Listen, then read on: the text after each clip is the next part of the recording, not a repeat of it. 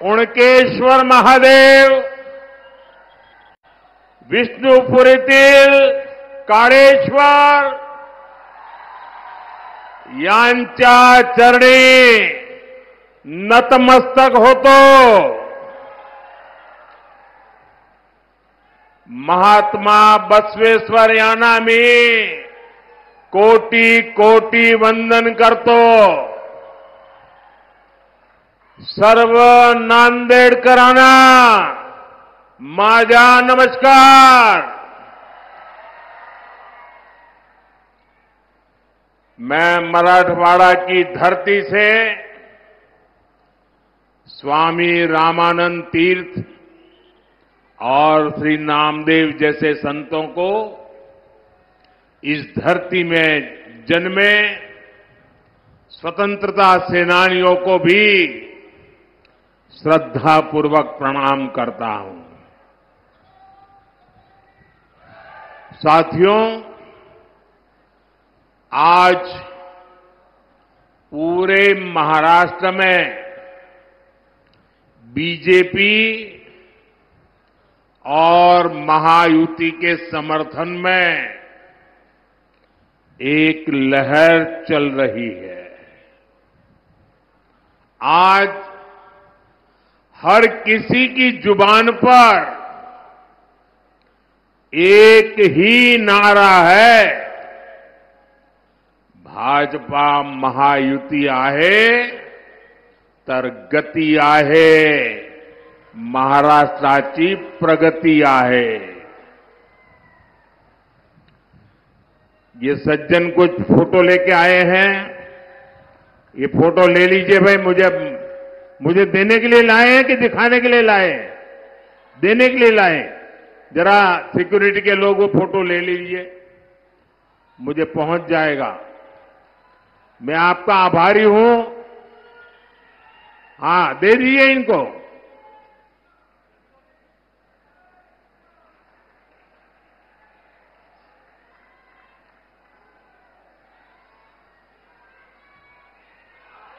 बहुत बहुत धन्यवाद आपका.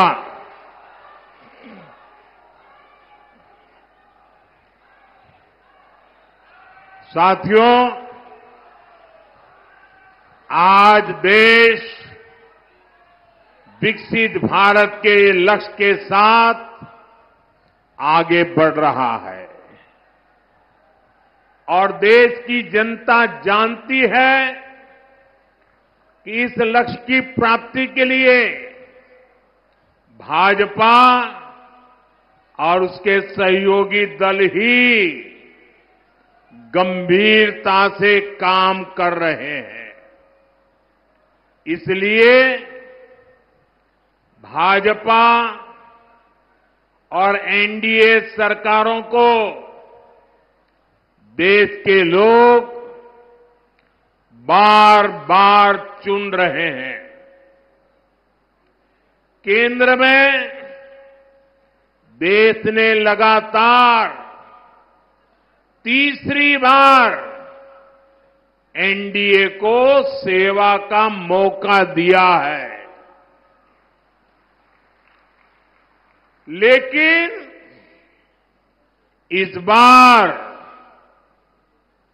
उसमें नांदेड़ का फूल नहीं था भाई.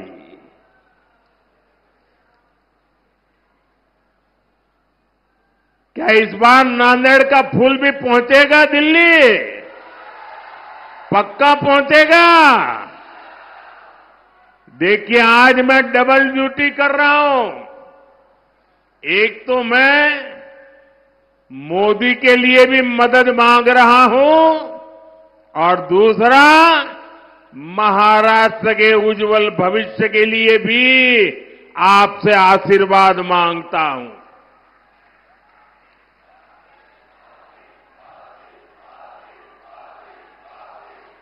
जो नांदेड़ लोकसभा क्षेत्र के भाई बहन है, आपको 2 वोट डालने हैं ना, याद है ना? हाँ, वरना वो लोग तो कुछ उल्टा ही पढ़ाएंगे आपको. साथियों, अभी हरियाणा के चुनावों में बीजेपी को पहले से भी ज्यादा सीटें मिली। पहले से क्या, इतिहास में सबसे ज्यादा सीटें मिली। अब यही इतिहास महाराष्ट्र की जनता भी दोहराने जा रही है। साथियों, पिछले 2 दिन से मैं महाराष्ट्र में जहां जहां गया हूं, हर एक के मन में ये कसक है कि लोकसभा में जो कमी रह गई, इस बार विधानसभा में जम करके इसको पूरा कर देना है। लोग कह रहे हैं विकसित महाराष्ट्र के लिए महायुति की सरकार चाहिए। महायुतीची सरकार पाहिजे। साथियों, महाराष्ट्र ने कांग्रेस के प्रकोप को, उनके पापों को लंबे समय तक झेला है। खासकर मराठवाड़ा के किसान, आपकी परेशानियां की तो जड़ ही कांग्रेस पार्टी है। कांग्रेस सरकारों ने कभी यहां के किसानों के सुख दुख की परवाह नहीं की। साथियों, पिछले 10 वर्षों में मराठवाड़ा को सूखे की समस्या से मुक्ति दिलाने के लिए कई कदम उठाए गए हैं। महायुति सरकार ने पश्चिमी बैतरणी और उल्लास सब बेसिन से पानी लाने का फैसला किया है। दमनगंगा, बैतरणी, गोदावरी रिवर लिंक योजना से भी मराठवाड़ा को लाभ होगा। मराठवाड़ा में 11 सिंचाई योजनाओं को मंजूरी दे दी गई है। इस क्षेत्र की सिंचाई की समस्या दूर करने के लिए मराठवाड़ा वाटर ग्रिड परियोजना शुरू की गई थी, लेकिन जब महाअगाड़ी की सरकार आई तो उसने इस पर रोक लगा दी। अब महायुति की सरकार ने इसे दोबारा गति दी है। साथियों, किसानों की हित ये हमारी सबसे बड़ी प्राथमिकता है। महाराष्ट्र के 1.25 करोड़ से ज्यादा किसानों को पीएम किसान सम्मान निधि का फायदा मिला है। नांदेड़ में 5 लाख से ज्यादा किसानों के खाते में, मैं सिर्फ नांदेड़ की बात कर रहा हूं, लगभग 1,500 करोड़ रुपए भेजे हैं। ये कुछ नौजवान लेके आया है बड़ा प्यार से, भाई कब से हाथ ऊपर करके खड़ा है, उसका हाथ थक जाएगा, जरा ले लीजिए। धन्यवाद भैया आपके प्यार के लिए। ये आपका प्यार ही मेरी ताकत है भाई। साथियों, यहां के सोयाबीन किसानों को संकट से उबारने के लिए आर्थिक सहायता भी दी गई है। साथियों, पिछले 2.5 वर्षों में मराठवाड़ क्षेत्र में 80,000 करोड़ रुपए का निवेश हुआ है। इससे रोजगार के हजारों नए अवसर तैयार हुए हैं। दिल्ली मुंबई इंडस्ट्रियल कॉरिडोर इस क्षेत्र को नई पहचान दे रहा है। रेल कोच फैक्ट्री और लॉजिस्टिक पार्क ने यहां विकास के नए द्वार खोले हैं। समृद्धि महामार्ग से इस क्षेत्र की प्रगति को नई रफ्तार मिली है। नांदेड़ से गुजरने वाले शक्तिपीठ एक्सप्रेसवे से पूरे मराठवाड़ की अर्थव्यवस्था को नई ऊंचाई मिलेगी। नांदेड़ से दिल्ली और आदमपुर के लिए विमान सेवाएं शुरू हो गई है।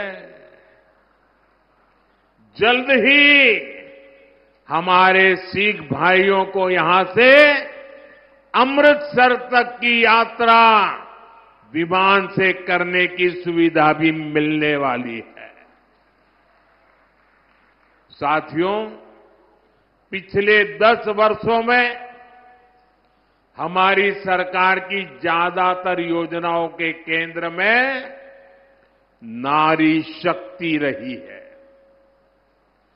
जिस परिवार को पीएम आवास योजना के तहत घर मिल रहा है, जिस घर में नया शौचालय बन रहा है, जहां पहली बार बिजली और पानी का कनेक्शन पहुंच रहा है, जिस रसोई में पहली बार गैस सिलेंडर पर खाना बन रहा है, वहां घर की महिला सदस्य को ही सबसे ज्यादा सुविधा हो रही है। मैं जरा माताओं बहनों को पूछता हूं, मैं सही बोल रहा हूं? हो रहा है कि नहीं हो रहा है? देखिए, माताएं बहनें उमंग और उत्साह से आशीर्वाद दे रही है। आज हमारे गांव की बहनें ड्रोन दीदी बनकर एक सीजन में लाखों रुपये कमा रही है। हम 3 करोड़ महिलाओं को लखपति दीदी बनाने के मिशन में जुटे हैं। इस देश में ऐसी बातें कभी सुनने में आई नहीं, लेकिन मोदी है, बड़ा सोचता है, बड़ा चाहता है, बड़ा करता है। दीदी मेरी लखपति बने, गांव की मेरी दीदी लखपति बने। मुझे खुशी है कि महायुति सरकार भी महाराष्ट्र की महिलाओं को सशक्त बनाने के लिए समर्पित है। हमारे शिंदे जी के नेतृत्व में आज महाराष्ट्र की माताएं बहनें बढ़ चढ़कर का आशीर्वाद देने के लिए आगे आई है। माझी लाड़की बहन योजना को यहां की महिलाओं ने जिस तरह अपनाया है, वो अभूतपूर्व है। साथियों, कांग्रेस ने हमारे देश में एक से बढ़कर एक घोटाले किए, लेकिन अब तो इन्होंने हद ही पार कर दी। कांग्रेस ने फर्जीवाड़े में अपना ही रिकॉर्ड तोड़ दिया है। आपने टीवी और मोबाइल पर देखा होगा, कांग्रेस के लोग संविधान के नाम पर अपनी एक अलग लाल किताब बंटवा रहे हैं। कांग्रेस की लाल किताब पर ऊपर तो लिखा है भारत का संविधान, लेकिन लोगों ने जब भीतर से खोला तो पता चला कि लाल किताब कोरी है। सारे पन्ने कोरे, उसमें बाबा साहब के संविधान का एक शब्द भी नहीं लिखा है। ये उनकी बाबा साहब के प्रति जो नफरत है ना, उसका ये नमूना है। और देख, पूरा देश ये देख करके हैरान है कि चुनाव में इतना झूठा करने की इनकी हिम्मत। संविधान के नाम पर लाल किताब छपवाना, उसमें से संविधान के शब्दों को हटाना, ये संविधान को खत्म करने की कांग्रेस की पुरानी सोच का नमूना है। ये कांग्रेस वाले देश में बाबा साहब का नहीं, अपना अलग ही संविधान चलाना चाहते हैं। यही कोशिश इन लोगों ने आपातकाल के दौरान की थी, इमरजेंसी में की थी। अब अपनी अलग किताब छपवाकर ये संविधान का मजाक उड़ा रहे हैं। सच्चाई ये है कि कांग्रेस और उसके साथियों को बाबा साहब के संविधान से नफरत है। साथियों, आजादी के बाद कांग्रेस पार्टी ने बाबा साहब के संविधान के साथ सबसे पहला विश्वासघात कश्मीर में किया था। पूरे देश ने बाबा साहब के संविधान को स्वीकार किया, लेकिन कांग्रेस पार्टी ने आर्टिकल 370 के जरिए कश्मीर में अलग विधान चलाया। कश्मीर में हमारे तिरंगे की जगह अलग झंडा चलाया। कांग्रेस ने जम्मू कश्मीर के दलितों को उनके कोई अधिकार नहीं दिए। कश्मीर इतने दशकों तक आतंकवाद की आग में जलता रहा। कश्मीर में अलगाववाद फलता फूलता रहा। देश को पता भी नहीं चलने दिया। इस देश में 75 साल तक 2 संविधान चले और बाबा साहब के संविधान की बातें करते हैं।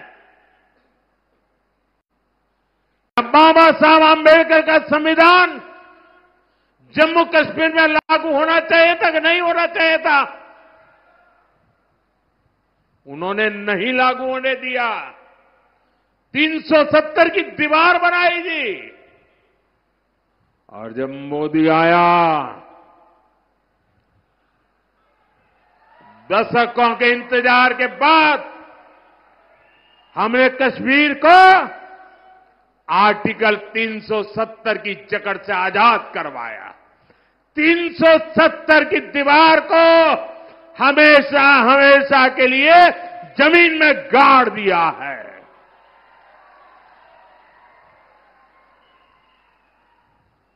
मैं नांदेड़ के मेरे देशभक्तों से पूछना चाहता हूं, आप बताइए 370 खत्म होने से आप खुश हैं? अब 370 मरनी चाहिए कि नहीं मरनी चाहिए? क्या 370 को कभी जिंदा होने देंगे क्या? लेकिन देखिए मेरे नांदेड़ के भाई बहन, कांग्रेस इस फैसले के खिलाफ है। अभी जम्मू कश्मीर में चुनाव हुए थे, वहां कांग्रेस गठबंधन को सरकार बनाने का मौका मिला। सरकार बनाते ही जैसे ही ये लोग विधानसभा में गए, इन्होंने 370 को फिर से लागू करने का प्रस्ताव पास कर दिया। जरा कांग्रेस वालों को पूछिए, ये 370 के पीछे इतना प्यार क्यों है उनको? हमें जम्मू कश्मीर से प्यार है, उन्हें 370 से प्यार है। आप मुझे बताइए, जब से जम्मू कश्मीर से 370 हटा,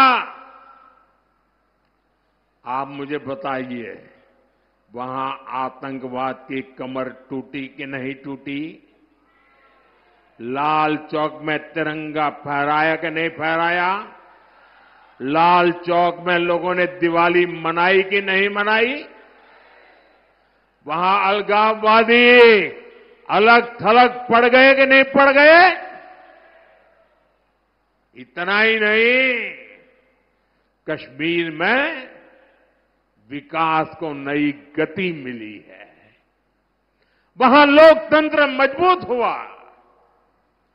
दलितों को पहली बार आजादी के 75 साल के बाद पहली बार दलितों को उनके अधिकार मिले हैं। लेकिन इससे परेशान कौन हुआ? सबसे ज्यादा परेशान हुआ पाकिस्तान, और दूसरा कांग्रेस और उसके साथी। अब तक पाकिस्तान पूरी दुनिया में घूम घूम कर 370 बहाल करने की मांग कर रहा था। कोई उसकी सुनने वाला नहीं था। लेकिन अब कांग्रेस ने पाकिस्तान का एजेंडा जम्मू कश्मीर विधानसभा के भीतर चला दिया है। क्या कोई भी देशभक्त, कोई भी मेरा मराठी मानुस ऐसी कांग्रेस को माफ कर सकता है क्या? मुझे पूरी ताकत से हाथ ऊपर करके जवाब दीजिए। ऐसी कांग्रेस को माफ कर सकते हैं क्या? ऐसी कांग्रेस को माफ कर सकते हैं क्या? ऐसी कांग्रेस को सजा दोगे कि नहीं दोगे? इस चुनाव में उनको पराजित करोगे कि नहीं करोगे? उनको सबक सिखाओगे कि नहीं सिखाओगे? कांग्रेस वाले जरा देख लो, ये महाराष्ट्र के स्वाभिमानियों की धरती है। महाराष्ट्र ये देश पर मर मिटने वालों की धरती है। जो लोग राजनीति के लिए इस स्वाभिमान से समझौता कर रहे हैं, जो लोग बाला साहब ठाकरे की विरासत के साथ धोखा कर रहे हैं, उन्हें महाराष्ट्र के लोग जरूर सबक सिखाएंगे। साथियों, बीते कुछ दशकों से देश में कांग्रेस का जनाधार लगातार तार तार हो रहा है, कम हो रहा है। इसकी सबसे बड़ी वजह है एससी समाज की एकजुटता, दलित समाज की एकजुटता, एसटी समाज की एकजुटता, आदिवासी समाज की एकजुटता, ओबीसी समाज की एकजुटता। आजादी के बाद जब तक एससी, एसटी, ओबीसी अलग अलग जातियों में बटे रहे, कांग्रेस मजबूत रही, केंद्र में सरकार बनाती रही। कांग्रेस की राजनीति को सूट करता है कि ओबीसी समाज की जातियां आपस में लड़ती रहे। कांग्रेस को ये बर्दाश्त नहीं हो रहा है कि पिछले 10 वर्षों से देश में एक ओबीसी प्रधानमंत्री है, वो सबको साथ लेकर चल रहा है। इसलिए वो ओबीसी की पहचान खत्म करके अलग अलग जातियों में बांटने का खेल खेल रही है। कांग्रेस बड़े समूह वाले ओबीसी से ओबीसी की पहचान छीनकर उसे छोटे छोटे समूहों वाली अलग अलग दर्जनों जातियों में बांट देना चाहती है। इसलिए यहां नांदेड़ में कांग्रेस माली को वाणी से लड़ाना चाहती है, तांबोली को कुंभार से लड़ाना चाहती है, कांग्रेस सुतार को सुनार से लड़ाना चाहती है, कांग्रेस निहाली को निराली से लड़ाना चाहती है, कासार को मणेरी से लड़ाना चाहती है, तेली को पांचाल से भिड़ाना चाहती है। कांग्रेस ओबीसी को छोटे छोटे समूहों में तोड़कर आपस में लड़ा करके आपसे बड़े समूह वाली आपकी जो पहचान बनी है, आपकी जो एक ताकत खड़ी हुई है, उसे बर्बाद करना चाहती है, छीनना चाहती है, तोड़ना चाहती है। आप याद रखिए, जब आप अलग अलग जाति में बटेंगे तो आपकी संख्या कम होगी, फिर कांग्रेस वाले आपका आरक्षण आपसे छीनेंगे। यही कोशिश नेहरू जी से लेकर राजीव गांधी तक सबने की थी। अब वही काम, वही चालबाजी करके कांग्रेस के शहजादे देश की जनता की आंख में धूल झोंक रहे हैं। उनका मकसद यही है, और इसलिए मैं देशवासियों को कहता हूं, समाज को तोड़ने वाली इनकी प्रवृत्तियों से सावधान रहना है। हम एक रहेंगे तो सेफ रहेंगे, हम एक रहेंगे तो हम एक रहेंगे तो हम एक रहेंगे तो हम एक रहेंगे तो साथियों, विकसित भारत तभी संभव है जब महाराष्ट्र विकसित होगा, महाराष्ट्र का हर परिवार समृद्ध होगा। केंद्र और महायुति की सरकार आपके सपनों को पूरा करने में जुटी है। महायुति के उम्मीदवारों को भारी बहुमत से जिताकर आप अपने भविष्य को सुरक्षित करेंगे। आपने आज हम सब पर इतनी बड़ी तादाद में आकर के जो आशीर्वाद बरसाया है, मैं नांदेड़ की धरती का, नांदेड़ के लोगों का, इस पूरे क्षेत्र के लोगों का सर झुका करके आभार व्यक्त करता हूं। मेरे साथ बोलिए भारत माता की, भारत माता की। दोनों हाथ ऊपर करके पूरी ताकत से बोलिए भारत माता की, भारत माता की, भारत माता की। बहुत बहुत धन्यवाद।